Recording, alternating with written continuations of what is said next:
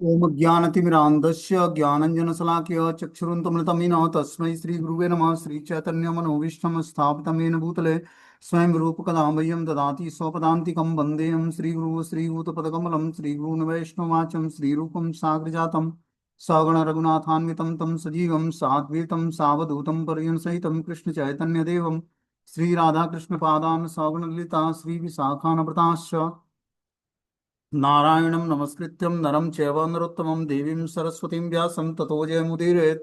सुन्वतां स्वकथा कृष्णा पुण्यश्रवणकीर्तनं हृदयन्तस्तु भद्राणि विदुनोति सुरसतां नष्टप्रायेषु भद्रेषु नित्यं भागवतसेव्या भगवती उत्तमश्लोके भक्तिर्भवति नैष्टिकी तदा रजस्तमो भावः कामलोभादयेत् चेत् एतेनावृद्धिं स्थितसत्त्वे प्रसिद्धति एवं प्रसन्नमनसो भगवद्भक्तियोगतः भगवतत्त्वविज्ञानं मुक्तसङ्गस्य जायते।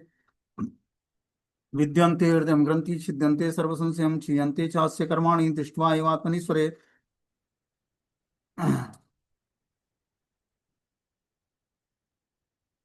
धर्मा प्रोजितो गैटप्पो नत्रो परमो निर्मत्सराणां सतां वेद्यं वास्त्रमत्रवस्तु सेवितं तापत्रयोन्मूलनं श्रीमद्भागवतं प्रमाणामलं प्रेमो कुमार्थो महान् श्री चैतन्य महाप्रभु मदमिदं तत्रादरुणापरः कृष्णाय वासुदेवाय हरे परमात्मने प्रणतक्लेशनाशाय गोविन्दाय नमो नमः।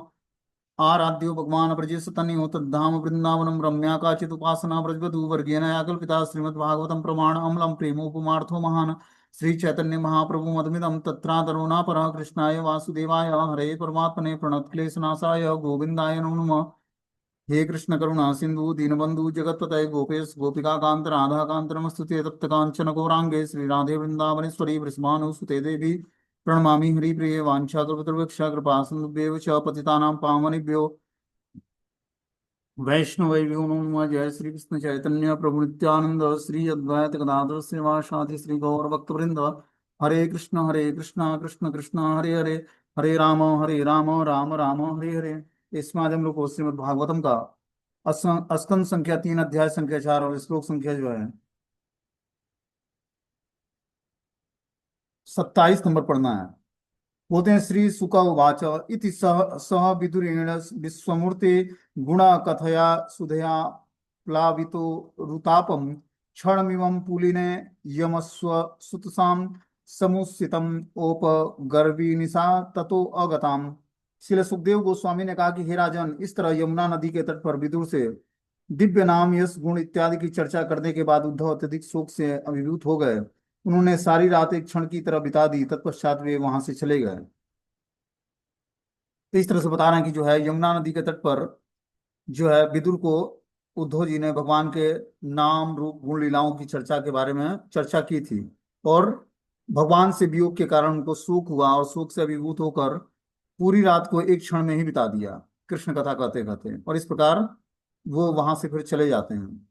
बता रहे हैं यहाँ पर श्री भगवान कृष्ण की इस विश्व मूर्ति शब्द का प्रयोग हुआ है। उद्धव तथा विदुर दोनों ही भगवान श्री कृष्ण के प्रयाण से अत्यधिक दुखी थे। जब भगवान धराधाम से प्रयाण कर गए तो उद्धव और विदुर दोनों ही भगवान के इस धराधाम से जाने के बाद दोनों दुखी थे, क्योंकि भगवान के दोनों ही महान भक्त थे। वे श्री भगवान के दिव्य नाम यश और गुणों के बारे में जितनी अधिक जानकारी करते गए उतना ही उन्हें श्री भगवान का चित्र सर्वत्र दृष्टिगोचर होने लगा। जितना ही वो भगवान के नाम रूप गुण लीलाओं के बारे में चर्चा करते उतना ही भगवान का प्रेजेंस हर जगह दिखने लगा उनको। श्री भगवान के दिव्य स्वरूप का ऐसा मानस दर्शन न तो मिथ्या होता है न काल्पनिक, अपितु वास्तव में परम सत्य होता है। जब श्री भगवान को विश्व मूर्ति के रूप में देखा जाता है तो वे न तो अपना व्यक्तित्व होते हैं न ही अपना दिव्य सनातन स्वरूप, अपितु वे सर्वत्र उसी रूप में दृष्टिगोचर होते हैं। तो जब जीवात्मा भगवान के नाम रूप गुण लीला और धाम के बारे में चर्चाएं करता है तो वहां पर भगवान उपस्थित होते हैं, भगवान का प्रेजेंस अनुभव होता है भक्तों को। बोल रहे हैं कि श्री भगवान के दिव्य स्वरूप का ऐसा मानस दर्शन न तो मिथ्या होता है न ही काल्पनिक, अपितु वास्तविक परम सत्य होता है। कि जहाँ भगवान का गुणगान किया जाता है वहाँ भगवान उपस्थित होते हैं। ये कोई मानसिक कल्पना नहीं है। भगवान निश्चित रूप से, जहाँ भगवान के नाम रूप गुण लीलाओं का चर्चा होती है वहाँ भगवान दृष्टिगोचर होते हैं। मानस दर्शन ये मिथ्या नहीं कहलाता और न ही काल्पनिक है, ये वास्तविक परम सत्य है। जब श्री भगवान को विश्व मूर्ति के रूप में देखा जाता है तो वे न तो अपना व्यक्तित्व खोते हैं न ही अपना दिव्य सनातन स्वरूप, अपितु वे सर्वत्र उसी रूप में दृष्टिगोचर होते हैं। बोलते हैं राजो वाच निधनम नपु गतेषु विष्णु भोजे ध्वरि रथ युत्थ पयुत्थ तेषु मुख्यम स तु कथम वसिष्ठ उद्धव हरिम रपि त्यज्यम आकृति तत्रधीसम। राजा ने पूछा कि तीनों लोकों के स्वामी भगवान श्री कृष्ण की लीलाओं के अंत में तथा उस वृष्टियों तथा भोजवंशों के सदस्यों के अंतर्धान होने पर महान सेनानायकों में सर्वश्रेष्ठ ऐसा कौन बचे थे, अकेले उद्धव क्यों बचे रहे। तो यहाँ पर सुखदेव गोस्वामी ने से राजा परीक्षित पूछते हैं कि हे राजन, तीनों लोकों के स्वामी भगवान श्री कृष्ण की लीलाओं के अंत में उन वृष्टि तथा भोज वंशों के सदस्यों के अंतर्ध्यान होने पर महान सेना नायकों में सर्वश्रेष्ठ ऐसा कौन बचे थे कि अकेले केवल उद्धव ही क्यों बचे। ये उनका क्वेश्चन है राजा का। राजा मतलब परीक्षित महाराज का। किससे? सुखदेव गोस्वामी से।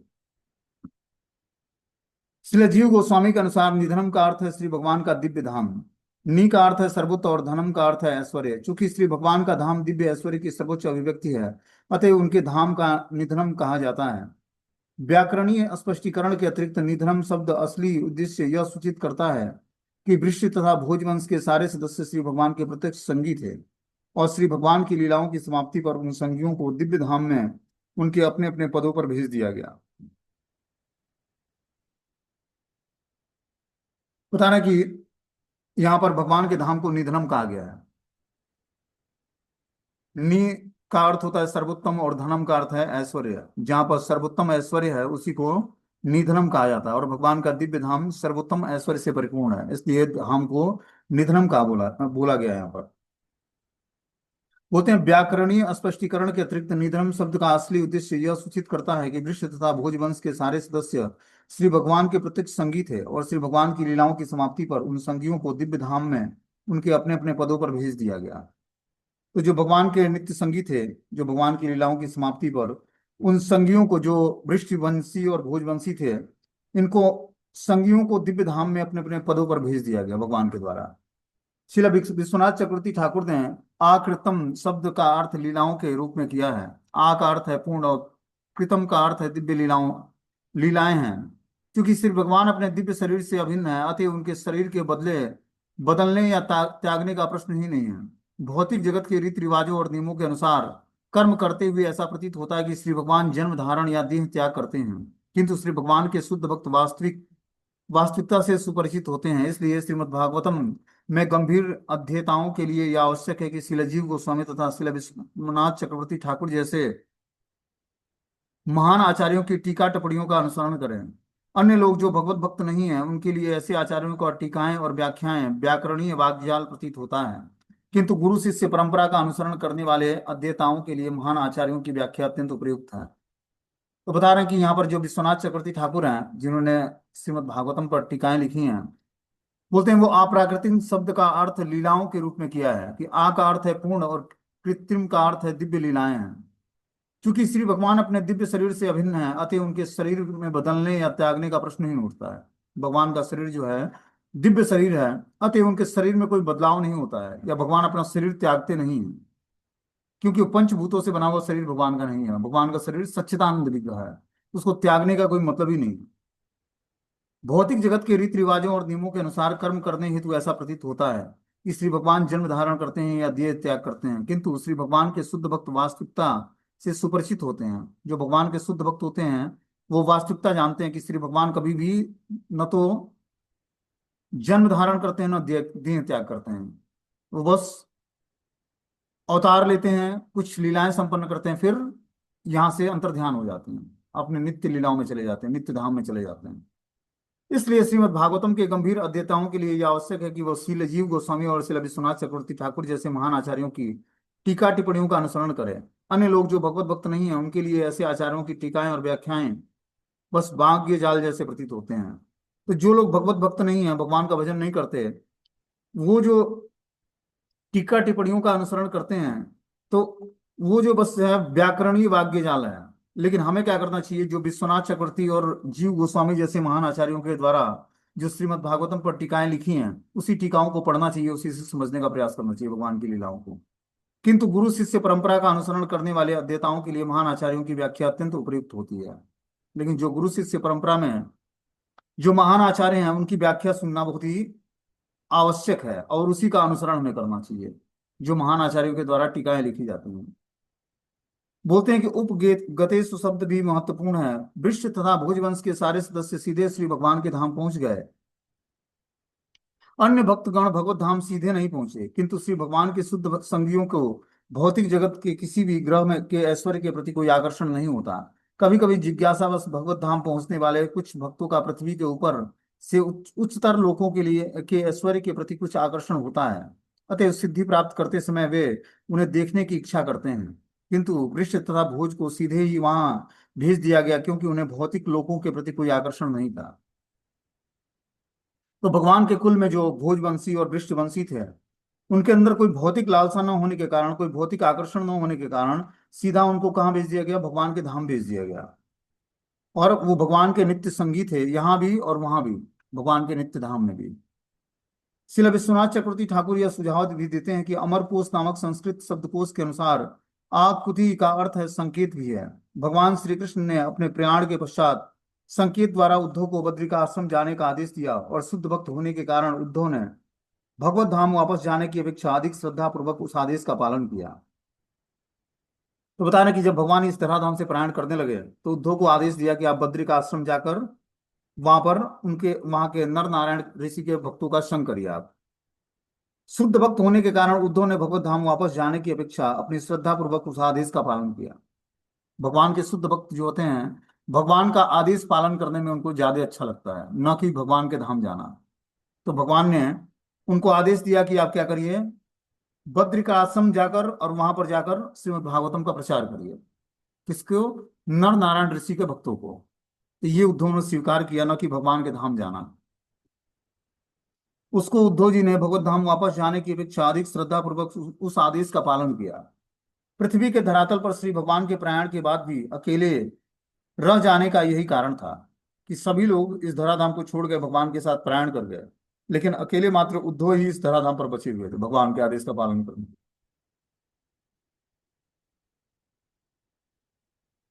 आगे इसमें बता रहे हैं कि श्री सुका उवाच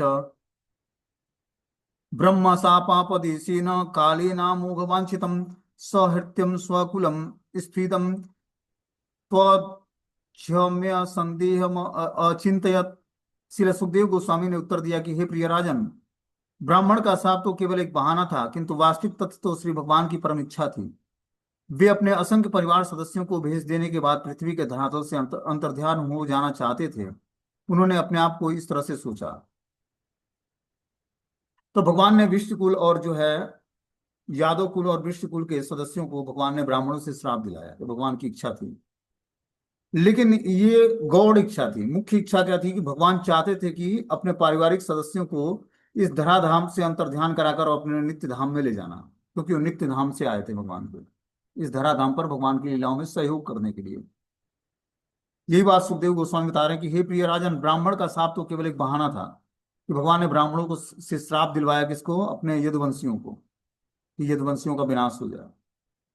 वो एक बहाना था, किंतु वास्तविक तथ्य तो यह है कि श्री भगवान की परम इच्छा थी कि सभी वृषवंशी और भोजवंशी भगवान के धाम को चले जाएं।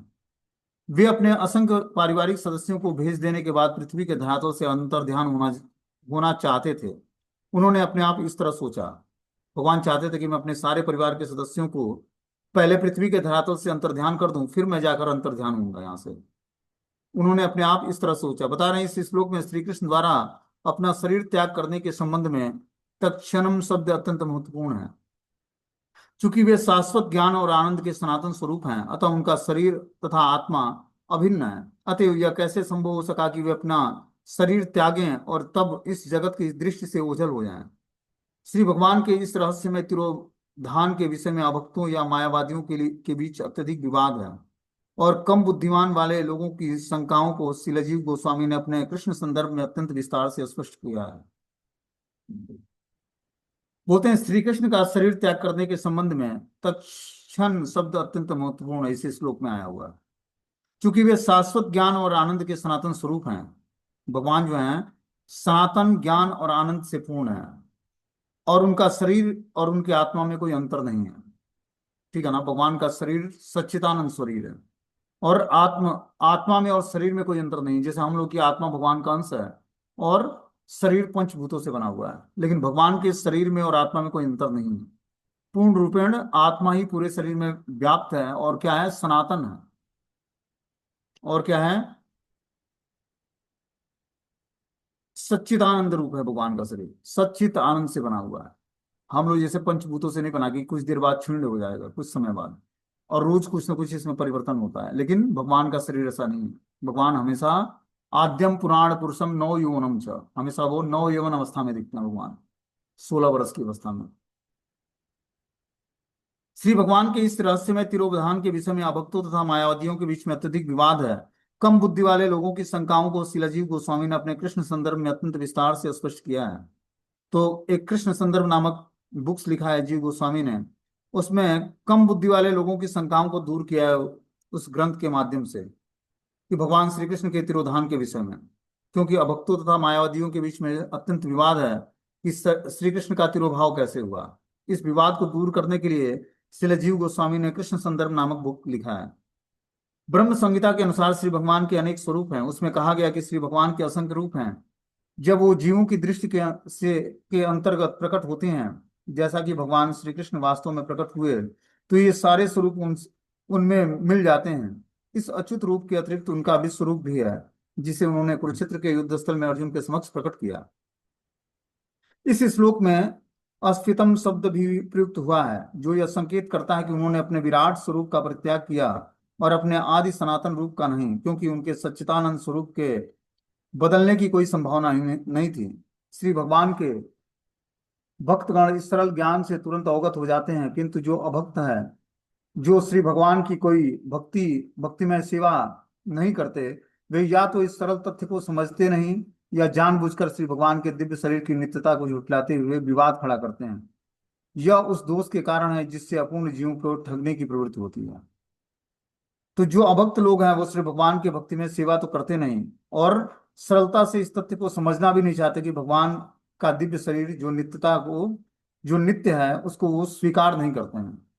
उनको लगता है कि जिस तरह हम लोगों का शरीर है, उसी तरह भगवान का भी शरीर है, क्योंकि भगवान भौतिक संसार में आकर एक मानव लीला संपन्न करते हैं। तो अभक्त लोग उस लीलाओं को नहीं समझ पाते हैं। जैसे भगवान ने कुरुक्षेत्र के युद्ध स्थल में गीता का उपदेश दिया, और स्वयं भगवान अस्त्र ना उठाने का प्रतिज्ञा किया था, और अर्जुन के रथ का सारथी बन गए भगवान। तो जो भगवान की लीलाओं को नहीं जानता है, भगवान का भक्त नहीं है, उसके लिए तो कृष्ण को समझ पाना बहुत ही मुश्किल है कि कृष्ण आखिर है परम सत्य, परम भगवान है। इस लीलाओं को समझ पाना उसके लिए बहुत ही मुश्किल है, जब भगवान नर के रूप में, मनुष्य के रूप में शरीर धारण करके और इस धराधाम पर लीलाएं संपन्न करते हैं। ये तो उन्हीं को समझ में आएगा जो भगवान की भक्ति करते हैं। तभी भगवान के नाम रूप गुण लीलाओं का जब व्यक्ति श्रवण कीर्तन करता है, तब उसको पता लगता है कि कृष्ण भगवान कैसे हैं, कृष्ण सुप्रीम कैसे हैं।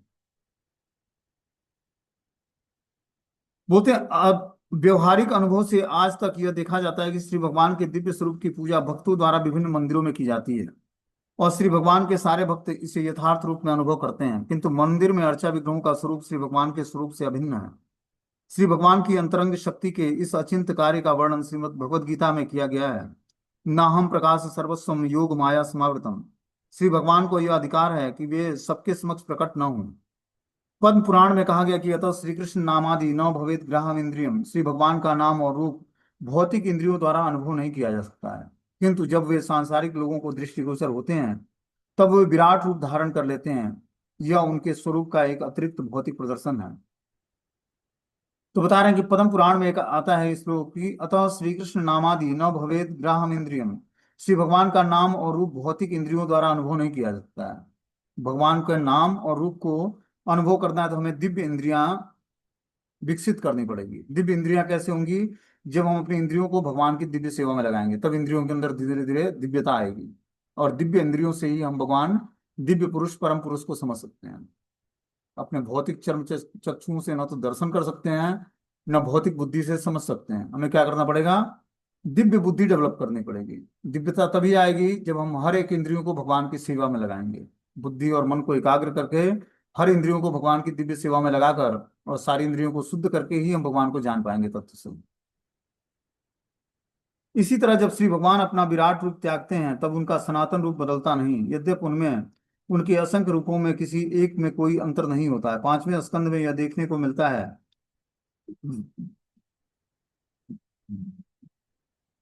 कि किस तरह विभिन्न ग्रहों में अब भी श्री भगवान की पूजा विभिन्न रूपों में की जाती है। अतः इस पृथ्वी पर भी विभिन्न मंदिरों में किस प्रकार उनकी पूजा की जाती है। बोलते हैं 5वें स्कंद में, उसमें वर्णन है कि किस तरह विभिन्न ग्रहों में भगवान की पूजा विभिन्न रूपों में की जाती है।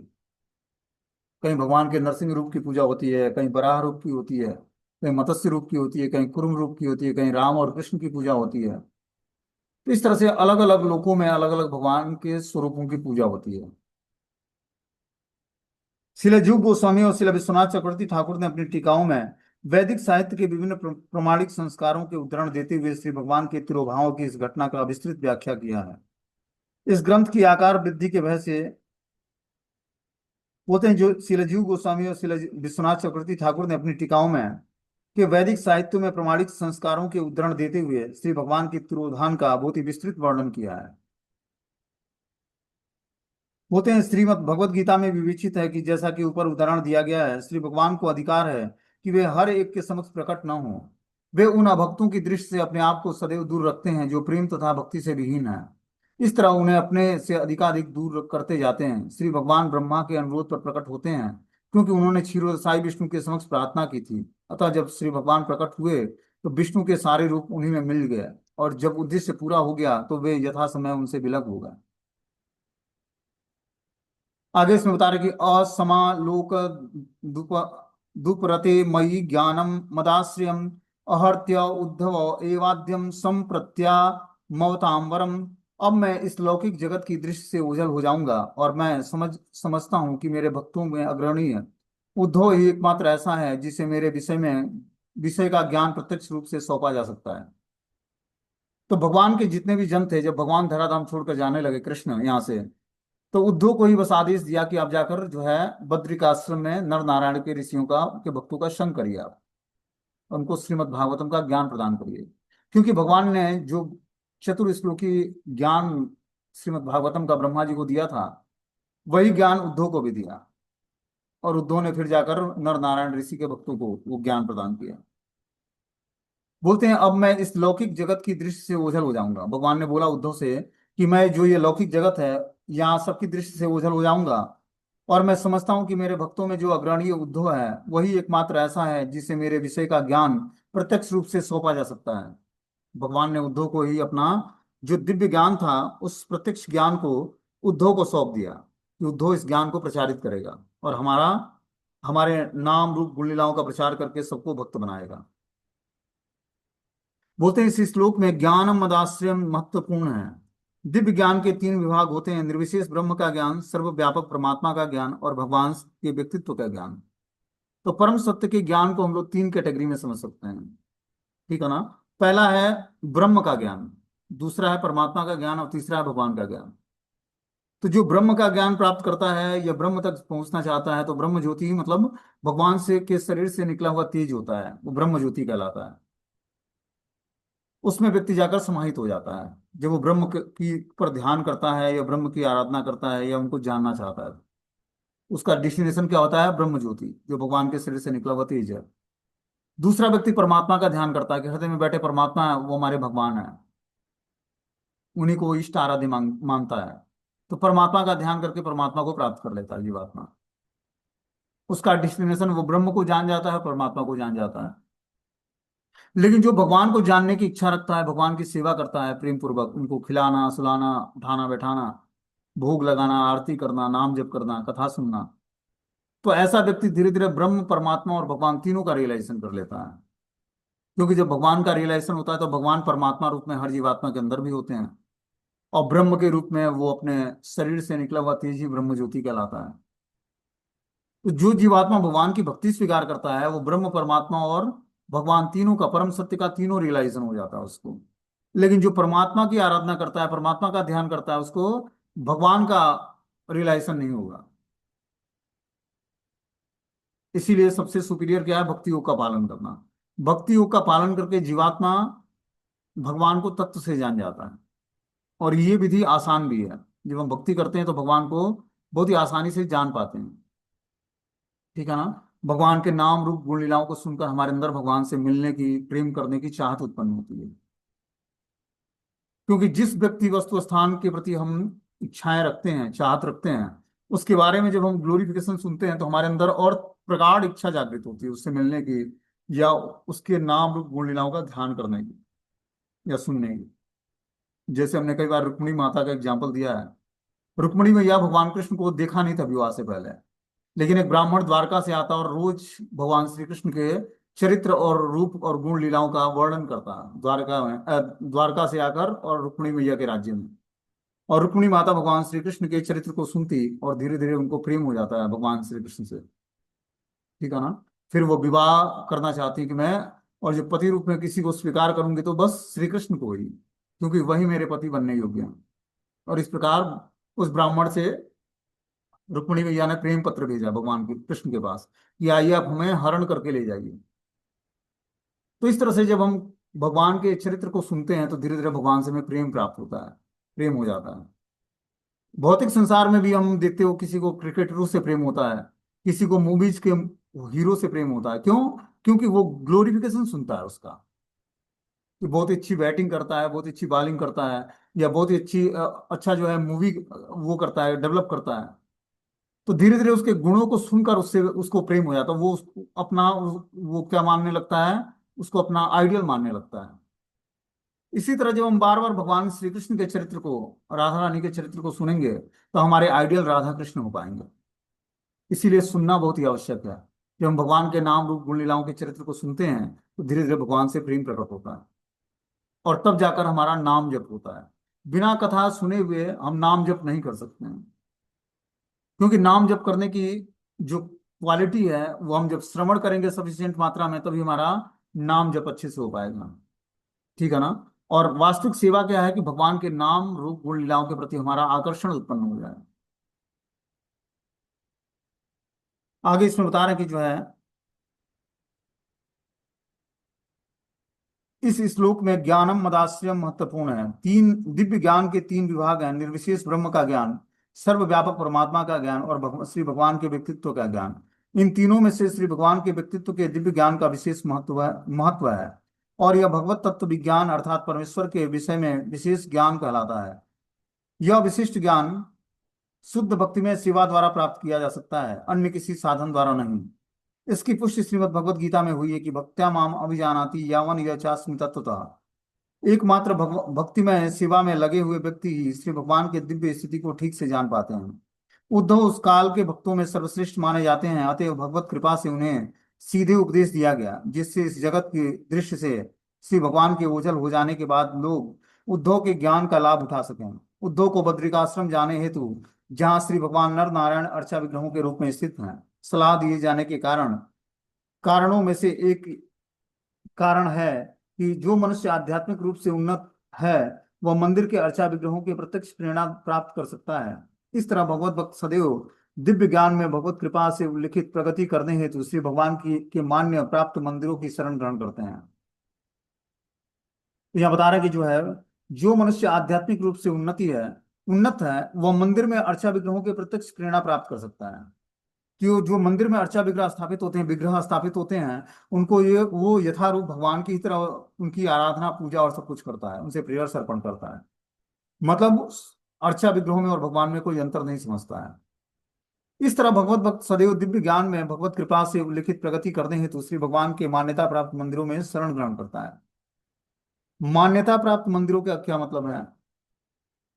मंदिर तो बहुत सारे हैं, लेकिन मान्यता प्राप्त क्या होता है? जो प्रामाणिक संप्रदाय के द्वारा निर्मित किए हुए मंदिर हैं उसमें भगवान की अष्टयाम सेवा होती है, और श्री विग्रहों को एकदम शास्त्रों की बातों को ध्यान में रखते हुए श्री विग्रहों का निर्माण किया जाता है। कि भगवान के नेत्र कितने बड़े होते हैं, भगवान के हाथ पैर मुख जो भी है, जो भी अंग है, उसको प्रॉपर शास्त्रों को की बातों को ध्यान में रखते हुए उसको बनाया जाता है। और आठों प्रहर भगवान की सेवा होती है।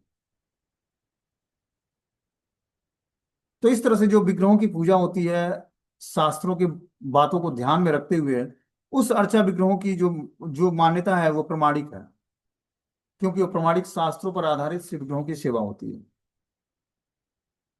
बोलते हैं ऐसे मान्यता प्राप्त मंदिरों की शरण ग्रहण करनी चाहिए। जो गुरु शिष्य परंपरा में के द्वारा आए हुए मंदिर हैं, प्रमाणिक संप्रदाय के द्वारा, उस मंदिरों की जब व्यक्ति शरण ग्रहण करता है तब वो भगवत कृपा को आकर्षित कर पाता है। क्योंकि श्री विग्रहों की जो सेवा होती है वो बहुत ही शास्त्रों की बातों को ध्यान में रखते हुए होती है।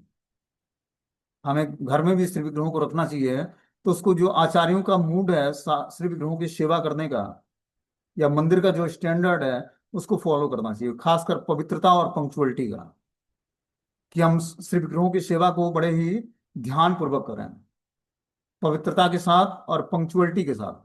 पंक्चुअलिटी मतलब एक टाइम फिक्स रखें, उसी टाइम पर भगवान को जगाना है, भोग लगाना है, आरती करनी है, मतलब हर एक भगवान की सेवा का टाइम फिक्स होना चाहिए। घर में सुबह शाम दीप जलाकर भगवान के सामने कीर्तन करना है, शास्त्र पढ़ने हैं, नाम जप करना है, तुलसी महारानी को सामने ले आकर भगवान के रखना है, उससे भगवान बहुत ही प्रसन्न होते हैं। उनकी आरती करनी है, दीप जलाना है भगवान के सामने। इस तरह से जब हम करते हैं तब हमारा जीवन धीरे धीरे पवित्र होता है। और बता रहे हैं कि भगवत कृपा से उल्लिखित प्रगति करने हेतु श्री भगवान के मान्यता प्राप्त मंदिरों की शरण ग्रहण करना चाहिए। आगे इसमें बता रहे हैं कि नो उद्धवो अन्वपि मन्युन्यो उद्गु यद गुणे नादितं प्रभो अत्तो मद यूनम लोकम ग्राह्य निह तुष्टति। उद्धव किसी भी तरह मुझसे घटकर नहीं है, क्योंकि वह प्रकृति के गुणों द्वारा कभी भी प्रभावित नहीं होता। अतः श्री भगवान के विशिष्ट ज्ञान का प्रसार करने हेतु वह इस जगत में रहे। भगवान जाते जाते धराधाम से उद्धव को श्रीमद् भागवतम का प्रचार करने के लिए बद्रिका आश्रम में भेजा कि बद्रिका आश्रम जाकर आप वहां पर जो नर नारायण ऋषि हैं के जो भक्त लोग हैं उनको श्रीमद् भागवतम की कथा सुनाइए आप। तो प्रचार करने के लिए उद्धव जी को यहाँ पर भगवान ने धराधाम पर रोक दिया। उद्धव किसी भी तरह से भगवान मुझसे घटकर नहीं है, मतलब भगवान बता रहे हैं कि उद्धव में और मुझ में कोई अंतर नहीं है, क्योंकि वो प्रकृति के गुणों द्वारा कभी भी प्रभावित नहीं होते हैं। वो भी गुणातीत हैं, जिस तरह भगवान गुणातीत हैं, भगवान गुणों से प्रभावित नहीं होते हैं। हम लोग क्या है, हम लोग का शरीर जो है गुणों से मिलकर बना है, सतोगुण रजोगुण और तमोगुण से। लेकिन भगवान का शरीर इस गुणों से प्रभावित नहीं होता है। हम लोग का शरीर प्रभावित होता है। जब हम लोग सतोगुण में रहते हैं तो आध्यात्मिक एक्टिविटी करने की इच्छा जागृत होती है। जब रजोगुण में होते हैं तो भौतिक इच्छाएं जागृत होती हैं कि अधिक धन कमाना है, अच्छी गाड़ी बंगला, मोबाइल फोन सेट जो भी है, ये सारी भौतिक लालसाएं जागृत होती हैं। और जब व्यक्ति तमोगुण में होता है तो उसके अंदर आलस्य भय प्रमाद निद्रा इन सब चीजों का आश्रय ले लेता है वो, क्योंकि उसने तमोगुण का आश्रय लिया हुआ है। तो इस प्रकार जीवात्मा जो है इन गुणों के प्रभाव से प्रभावित होता है हमेशा। कभी उसका मूड ठीक रहता है, कभी अपसेट रहता है, कभी उसके अंदर आध्यात्मिक एक्टिविटी करने की इच्छा जागृत होती है, कभी उसके अंदर धन कमाने की इच्छा जागृत होती है, कभी भोग करने की इच्छा जागृत, कभी खूब सोने की इच्छा जागृत होती है। तो ये इच्छाएं क्यों हमारी बदलती रहती हैं हर समय? ये गुणों के प्रभाव के कारण होता है। जैसे गुणों की हम शरण ग्रहण करते हैं, जब हम भगवान के नाम रूप गुण लीलाओं की कथाओं को श्रवण करते हैं, सुनते हैं, सुबह उठकर स्नान करके नाम जप करते हैं, तो धीरे धीरे हमारे अंदर सतोगुण की वृत्ति आती है। और सतोगुण में हमारी बुद्धि स्थिर होने से बुद्धि बहुत ही प्रखर होती है और तीव्र कार्य करती है। जैसे जैसे सूर्य का प्रभाव बढ़ता जाता है वैसे वैसे रजोगुण की वृत्ति बढ़ती जाती है, और जैसे जैसे सूर्य ढलता जाता है वैसे वैसे तमोगुण की वृत्ति जाती है। तो इस तरह से पूरे दिन का हम समय देखें तो सुबह का टाइम जो है ब्रह्म मुहूर्त से लेकर और सूर्य के उगने के कुछ देर बाद तक बहुत ही सात्विक वातावरण होता है, जो कि भक्ति के लिए बड़े अनुकूल होता है। उस समय जो हम भक्ति एक्टिविटी करते हैं वो हमें बहुत जल्दी जो है पवित्र कर देता है। सुबह 3:30 बजे से लेकर और लगभग 8 बजे तक का टाइम, इस बीच में हमें माला जप करनी चाहिए, शास्त्रों को पढ़ना चाहिए, कथा कीर्तन करना चाहिए, श्री विग्रहों की सेवा करनी चाहिए। और जैसे जैसे सूर्य का प्रभाव बढ़ता जाता है वैसे वैसे व्यक्ति के अंदर काम करने की इच्छा जागृत होती है, रजोगुण की इच्छा जागृत, मुझे और मेहनत करके धन कमाना है। वो आवश्यक है, धन कमाना भी आवश्यक है, क्योंकि पारिवारिक जीवन में रहने वाले व्यक्ति को धन नहीं कमाएगा तो परिवार कैसे चलेगा। तो कर्म करना भी आवश्यक है, लेकिन कैसा कर्म? कृष्ण भावना भावित कर्म, जो कृष्ण को प्रसन्न करे। अपनी चेतना को भगवान में स्थिर करके अपने सारे कर्मों को करना है। कैसे कर्म करने हैं? उग्र कर्म नहीं करना, उग्र कर्म करके धन नहीं कमाना है, जिससे किसी जीव हिंसा होती हो या कोई जीव प्रताड़ित होता हो, ऐसे कार्य को करके धन नहीं कमाना है। धन जो बहुत ही पवित्रता से कर्म करके कमाया जाए, उसी पवित्र धन से, कर्म करके कमाए हुए धन से हमें अपने परिवार का परवरिश करना चाहिए, तब हमारा जीवन जो है हो जाएगा। और जैसे जैसे सूर्य का प्रभाव घटता जाता है वैसे वैसे आदमी तमोगुण की वृत्ति धारण करता है, फिर उसको निद्रा, आलस्य, भय, प्रमाद, काम वासनाएं घेर लेती है। क्या है ये? तमोगुण के सिंबल है।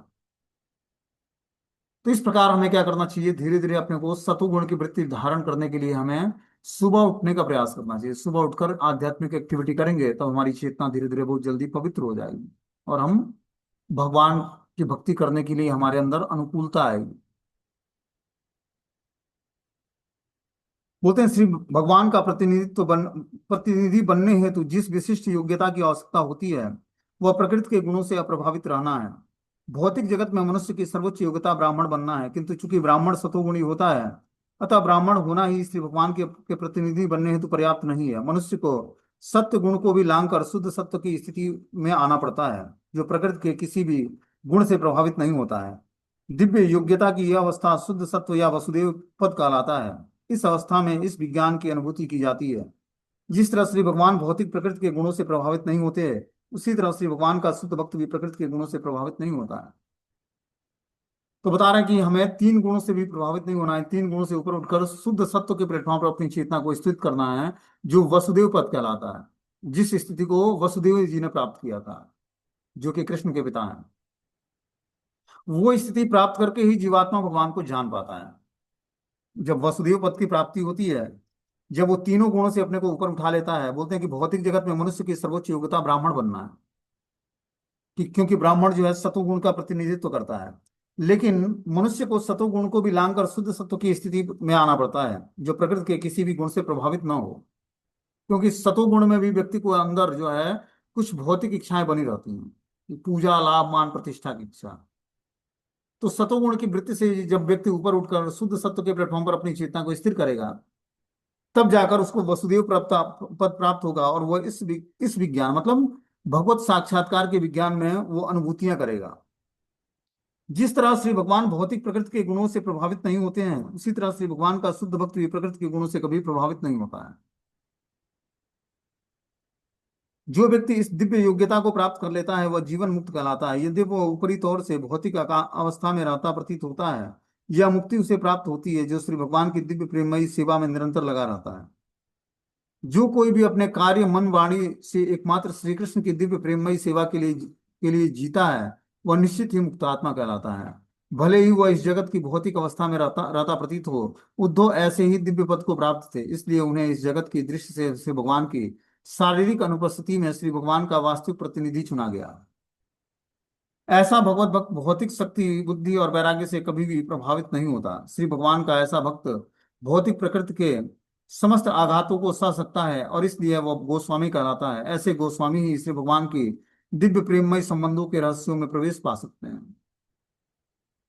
तो बता रहे हैं कि जो जो कोई अपने कार्य, मन और वाणी से एकमात्र श्री भगवान की दिव्य प्रेममय सेवा के लिए जीता है, वह निश्चित ही मुक्त आत्मा कहलाता है। कि मात्र उसका एक ही व्यापार है कि अपने कार्य, मन और वाणी को भगवान के प्रेममय सेवा में लगाना। भले ही वह इस भौतिक जगत में रहता प्रतीत हो। उद्धव ऐसे ही दिव्य पद को प्राप्त थे, कि भौतिक संसार में तो थे लेकिन दिव्य अवस्था में थे। इसलिए उन्हें इस जगत की दृष्टि से श्री भगवान की शारीरिक अनुपस्थिति में भी श्री भगवान का वास्तविक प्रतिनिधि चुना गया, कि वो इस धराधाम पर रहें और भगवान के नाम, रूप, गुण, लीलाओं का कीर्तन करें, जिससे भगवान के जाने के बाद भी भगवान के भक्तों के अंदर कोई कमी महसूस न हो या कोई विक्षोभ उत्पन्न न हो। इसलिए उद्धव जी को भगवान ने यहाँ पर प्रचार करने के लिए छोड़ गया। ऐसे भगवत भक्त भौतिक शक्ति, बुद्धि और वैराग्य से कभी प्रभावित नहीं होते हैं। जो उद्धव जी जैसे भक्त हैं, वो कभी भी शक्ति, बुद्धि और वैराग्य से कभी प्रभावित नहीं होते हैं। श्री भगवान का ऐसा भक्त भौतिक प्रकृति के समस्त आघातों को सह सकता है, और इसलिए वो गोस्वामी कहलाता है। जो उद्धव जी जैसा भक्त होता है, वो भौतिक संसार के समस्त आघातों को, जो काम, क्रोध, लोभ, मद, मात्सर्य जैसे वेग हैं, उसको वो सह लेता है, इसलिए वो गोस्वामी कहलाता है। ऐसे गोस्वामी ही श्री भगवान की दिव्य प्रेममय संबंधों के रहस्यों में प्रवेश पा सकते हैं। जो उद्धव जी जैसे गोस्वामी हैं, जो भगवान की कृपा पर आश्रित हैं और मात्र उनका एक ही कार्य है भगवान की इच्छाओं को पूर्ण करना, ऐसे ही गोस्वामी गण भगवान की दिव्य प्रेममय संबंधों के रहस्यों में प्रवेश पा सकते हैं, और कोई नहीं। तो हमें क्या करना पड़ेगा? गोस्वामी स्थिति को प्राप्त करनी पड़ेगी। गोस्वामी स्थिति क्या होती है? हम अपनी इंद्रियों को भगवान ऋषिकेश की सेवा में जब लगाते हैं, तब हमें वो स्थिति प्राप्त होती है। और उस स्थिति को प्राप्त करके ही जीवात्मा भगवान को प्रसन्न कर सकता है। ठीक है, हरे कृष्णा।